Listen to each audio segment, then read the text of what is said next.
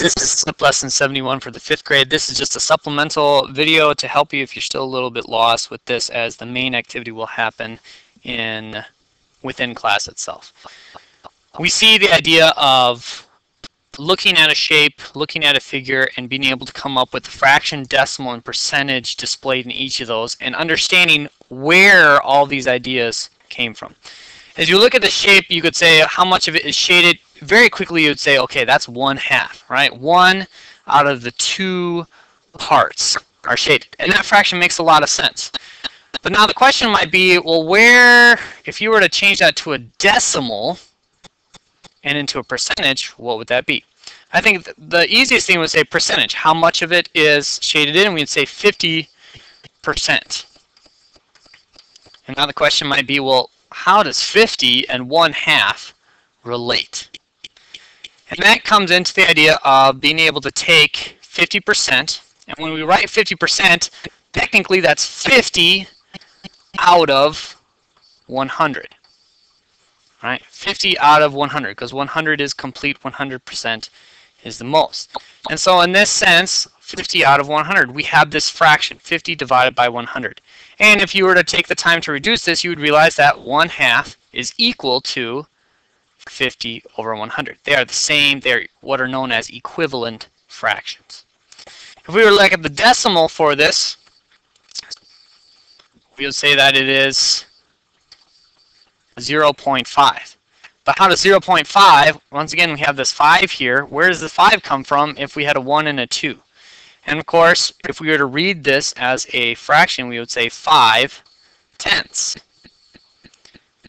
And now we can very easily see that 5/10 really is the same as this. They're equivalent. 1/2 is the same because 5 is half of 10.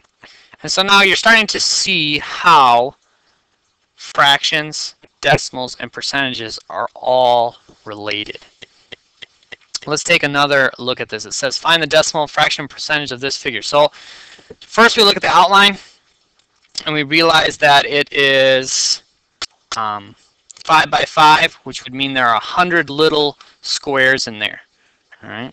And so as I drag this across like this, you can see I covered up 1, 2, 3, 4 by 1, 2, 3, 4, 5, 6, 7, 8, 9, 10. So I covered up 40 of the little squares.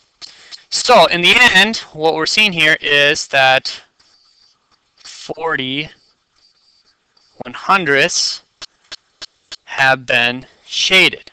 However, these are not really the fractions that we're going to put here. All right. We can start by looking at percentage. All right, we can take this number right here and we can change that into percentage. Since 100% is total, that would mean 40% of the shape is filled out. And that makes a lot of sense. Right? Now when it comes to the decimal of this, right, as we go back to this fraction right here, we would say, okay, 40 100ths. All right, let's write that as a fraction or as a decimal. All right, that's 40 100ths. But of course, as we look at this, we realize that this 0 really isn't necessary when it comes to understanding the decimal. So in the end, our decimal is 0.4 or 4/10. Right? Is how we would look at that.